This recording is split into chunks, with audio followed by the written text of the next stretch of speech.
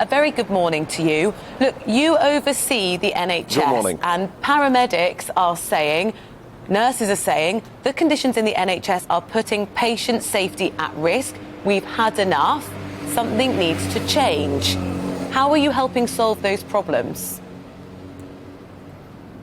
Well, we recognise there have been huge pressures on our paramedics, on the ambulance service as a consequence of the pandemic, and that's why in the autumn statement we prioritised health, an extra 6.6 billion over the next 2 years, but we also recognised what's happening in our ambulances is often the consequence of pressures in social care and other areas, all those people in hospitals who are fit to leave hospital but often staying there because we don't have the social care packages in place, and that's why we had the biggest increase in social care investment, recognising this is a whole of system issue. It's affecting not just health but social care as well. So taking that action will in turn have a big impact on the ambulance handover delays.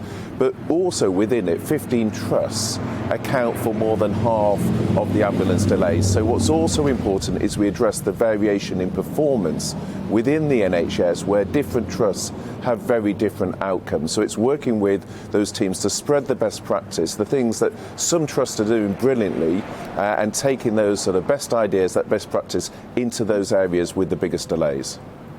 OK, Mr Barclay, the front pages of the papers make grim reading today. Ambulance strikers put lives at risk. The Telegraph is warning the elderly would be unlikely to get an ambulance if they have a fall. David Mellor in the studio here has just said, when will the Conservative Party actually get tough? Boris promised legislation in 2019. So did Liz Truss. When will Rishi Sunak actually go head-to-head with these unions and get us out of this mess? Well, what I'd say to David is part of the reason that we're facing the strikes is because the Prime Minister has stood his ground in terms of saying that we have a process through the independent pay review bodies. We've honoured those recommendations in full.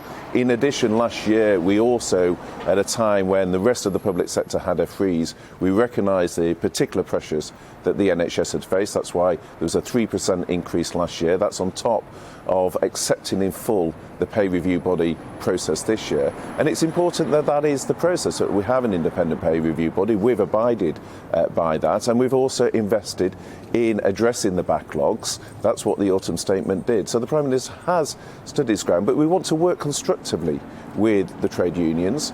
We recognise there's been significant pressures on staff, and we want to work with them to address those.